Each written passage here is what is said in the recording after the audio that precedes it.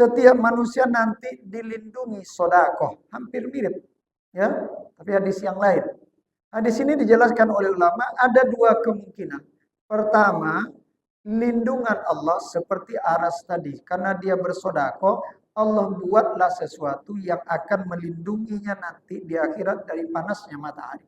Yang kedua kata ulama, apa yang diberikannya selama ini, maka Allah ciptakan kembali.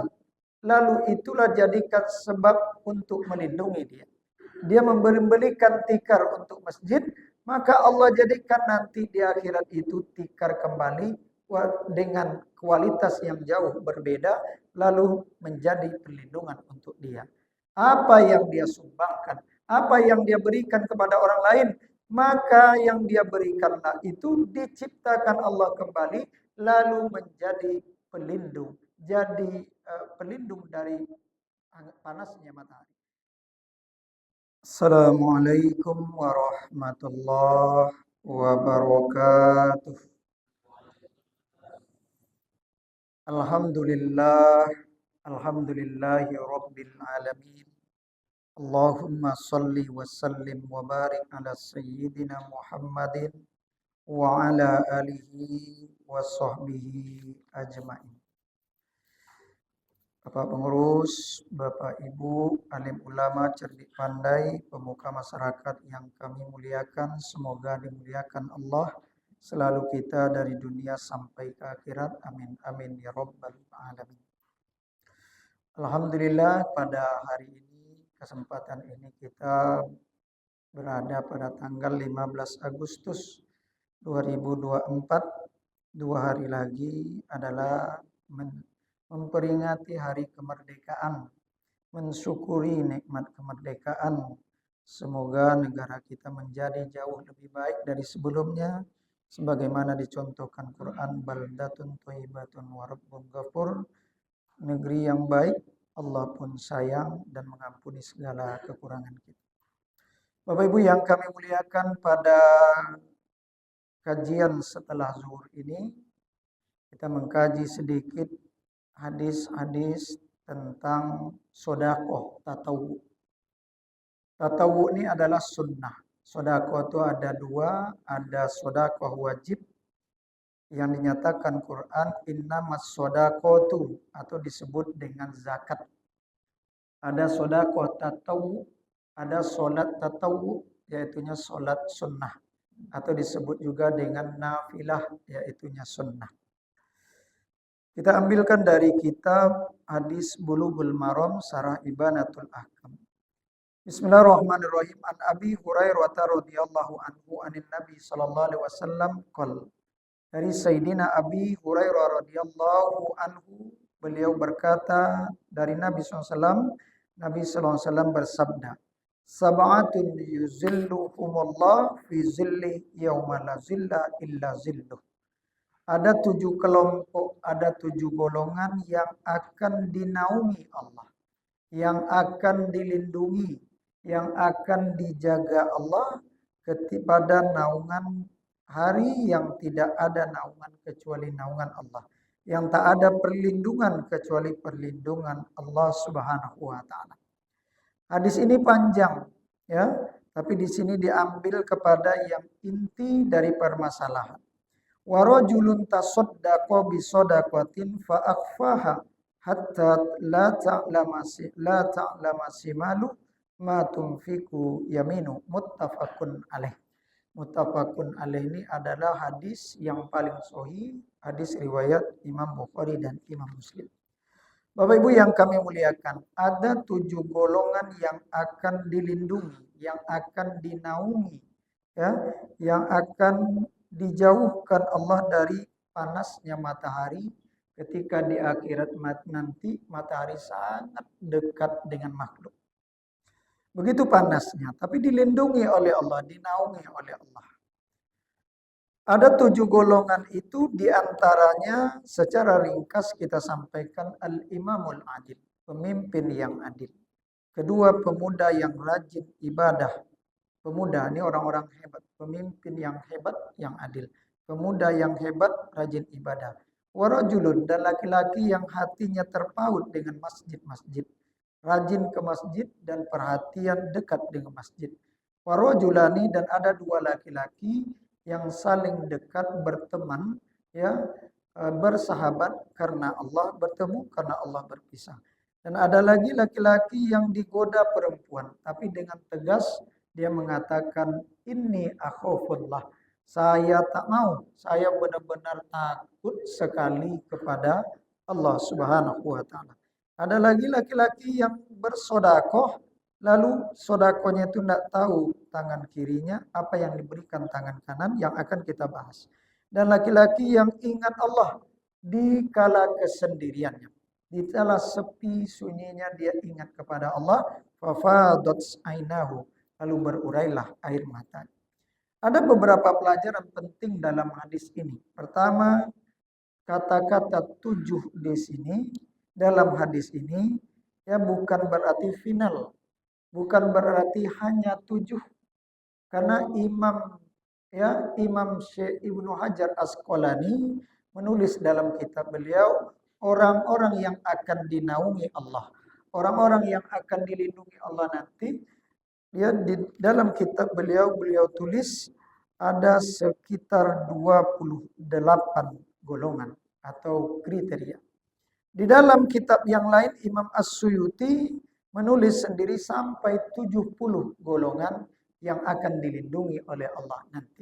Jadi kata-kata 7 dalam hadis ini bukan berarti hanya 7. Tapi dalam hadis ini dijelaskan ada 7 kelompok. Yang kedua adalah naungan Allah. Naungan Allah ini ada 2 makna. Yang pertama makna majas. Ya, makna ditakwilkan, maknanya penjagaan Allah, lindungan Allah. Ada makna yang kedua, yaitunya maknanya adalah di bawah naungan arasy-Nya Allah. Dilindungi Allah, ada arasy Allah melindungi manusia yang 7 kelompok itu. Dan ketika dalam hadis tadi yang kita uraikan secara ringkas, rata-rata menyebutkan laki-laki yang bersahabat, laki-laki yang dekat dengan masjid, laki-laki yang digoda perempuan lalu dia takut kepada Allah. Ada beberapa ungkapan hadis ini laki-laki. Kata ulama kembali dalam hadis 7 golongan itu, walaupun sebutkan laki-laki, ini tidak terbatas hanya laki-laki saja. Ya, kecuali al-imamul adil, imam, pemimpin yang adil, ya, lebih kepada daerah yang kepemimpinan yang jauh lebih besar, atau yang dipimpinnya tempatnya, daerahnya, negerinya yang besar. Bapak Ibu yang kami muliakan, jadi dalam hadis ini dijelaskan laki-laki yang memberi sampai kirinya saja tak tahu apa yang diberikan kanan. Kiri dengan kanan ini dekat sekali. Ini ungkapan bahwa dia sangat merahasiakan. Maka kata para ulama adalah sodako sunnah itu yang paling bagus adalah disembunyikan. Kalau zakat nampak sama orang karena dia kewajiban, ya. Ini penting nampak. Dalam ibadah lain kita sholat diajak untuk berjamaah di masjid, nampak sama orang. Oh, dalam Idul Fitri nampak sama orang di lapangan. Tapi ketika sodako sunnah, yaitunya kalau bisa tak nampak oleh orang. Kenapa dia berbuat begini? Dia tak ingin riya, tak ingin keikhlasannya itu terganggu. Karena ketika di akhirat nanti ada di antara golongan yang ditanya oleh Allah tentang nikmat Allah, lalu dia mengakui semua nikmat-nikmat Allah yang Allah berikan. Lalu Allah tanya, kemana kamu gunakan nikmat saya itu? Nikmat kaya saya berikan. Apa kata dia? Saya gunakan ke jalanmu ya Allah. Fi sabilillah. Asal ada sumbangan-sumbangan, tempat-tempat yang perlu bantuan, saya akan bantu. Kata dia. Apa kata Allah? Kamu bohong. Ya, kenapa bohong? Kamu memberi hanya untuk disebut orang yang rajin sedekah. Hanya ingin disebut kamu dermawan. Ya, kata Allah sekarang laki-laki, golong laki-laki tadi diseret lalu dilempar ke neraka jahanam. Bapak Ibu yang kami muliakan, ini yang pertama bahwa dilindungi Allah orang yang bersedekah. Sedekah seperti apa? Dia tak ingin orang lain tahu. Dia benar-benar ikhlas karena Allah. Yang kedua, dalam hadis yang lain dijelaskan, fadilah sedekah itu adalah dalam hadis yang kedua, sami'tu Rasulullah sallallahu alaihi wasallam. Saya mendengar Rasulullah SAW yaqul berkata, kullu mri'in fi zilli shadaqati hatta yufsala bainan nas rawahu Ibnu Hibban. Setiap manusia nanti dilindungi sedekah, hampir mirip ya, tapi hadis yang lain. Hadis ini dijelaskan oleh ulama ada dua kemungkinan. Pertama, lindungan Allah seperti aras tadi, karena dia bersedekah, Allah buatlah sesuatu yang akan melindunginya nanti di akhirat dari panasnya matahari. Yang kedua kata ulama, apa yang diberikannya selama ini, maka Allah ciptakan kembali. Lalu itulah jadikan sebab untuk melindungi dia. Dia memberikan tikar untuk masjid, maka Allah jadikan nanti di akhirat itu tikar kembali dengan kualitas yang jauh berbeda, lalu menjadi perlindungan untuk dia. Apa yang dia sumbangkan, apa yang dia berikan kepada orang lain, maka yang dia berikanlah itu diciptakan Allah kembali, lalu menjadi pelindung, jadi pelindung dari panasnya matahari. Bapak Ibu kaum muslimin yang dimuliakan Allah Subhanahu wa taala. Maka ini diantara fadilah sedekah. Yang terakhir dalam sebuah hadis Rasulullah SAW pun menyatakan, ayyuma muslimin kasa musliman sauban ala uryin kasahullahu min qadril jannah. Wa ayyuma muslimin at'ama musliman ala ju'in at'amahu Allahu min simaril jannah. Wa ayyuma muslimin ya, ayyuma muslimin saqa musliman ala zamain saqahullahu min rahiqil maktum. Hadis riwayat Imam Abu Daud. Siapa saja muslim yang memberi pakaian kepada muslim yang lain dalam keadaan dia butuh pakaian. Ya, dalam hadis ini uriyin, dia tak butuh, tak ada pakaian. Tapi ulama menjelaskan, ya, mungkin dia punya pakaian tapi kurang menutup aurat. Diberikan yang menutup aurat. Pakaiannya ada tapi sudah jelek sekali, kita belikan pakaian yang agak bagus. Atau dia kedinginan, kita belikan pakaian yang bisa menghangatkan tubuhnya, kita sedekahkan kepada dia. Apa kata Nabi? Kasahullahu min qudril jannah. Allah akan berikan nanti di akhirat pakaian daripada pakaian surga yang berwarna hijau. Karena pakaian surga berwarna hijau ini pakaian pilihan, pakaian istimewa, sebagus-bagus pakaian dan seistimewa-istimewa pakaian. Wa ayyuma muslim, siapa muslim yang memberi makan muslim yang lain ala ju'in, dia butuh bantuan makanan. Dia tak ada beras, dia ada makanan tapi lauknya mungkin tak ada, atau tak cukup untuk yang untuk sore tak ada, untuk pagi ada. Lalu kita bantu, at'amahullahu min simaril jannah. Orang ini nanti akan diberikan buah-buahan surga. Yang ketiga, ayyuma muslim.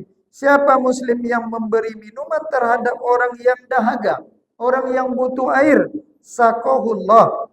Allah akan beri dia minuman nanti min rohiqil maktum. Ya, rohik ini adalah al-khamar. Di dunia khamar dilarang, tapi di akhirat nanti ada sebuah sungai namanya Sungai Khamar, ada khamar, khusus khamar saja, ya, dan berbeda kualitas. Ya, di dunia memabukkan tapi nanti tak memabukkan. Al-maktum yang disegel, maknanya tidak bercampur dengan yang lain, tidak palsu, sangat bagus sekali. Ini diberikan minuman yang istimewa untuk orang yang memberi minuman kepada orang yang butuh minuman. Bapak Ibu yang kami muliakan, dalam hadis ini menunjukkan juga apa yang kita berikan kepada orang lain, maka Allah akan berikan yang sama nanti kepada kita dengan kualitas yang jauh berbeda. Dan dalam hadis ini pentingnya atau kita diajak memberi kepada orang-orang yang sangat membutuhkan. Dia butuh pakaian, beri pakaian. Dia butuh makanan, beri makanan. Dia butuh minum, beri dia air minum. Intinya, walaupun tiga disebutkan di sini, secara umum apa yang dibutuhkan seseorang, yang paling bagus itu yang kita sodakohkan kepada dia, tepat guna sekali.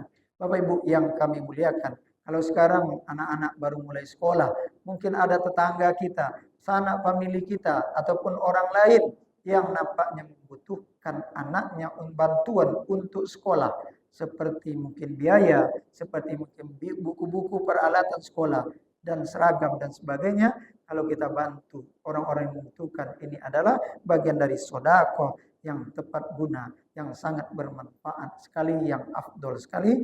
Kita tutup. Subhanaka Allahumma wa bihamdik. Asyhadu an la ilaha illa anta astaghfiruka wa atubu ilaik. Assalamualaikum warahmatullahi wabarakatuh.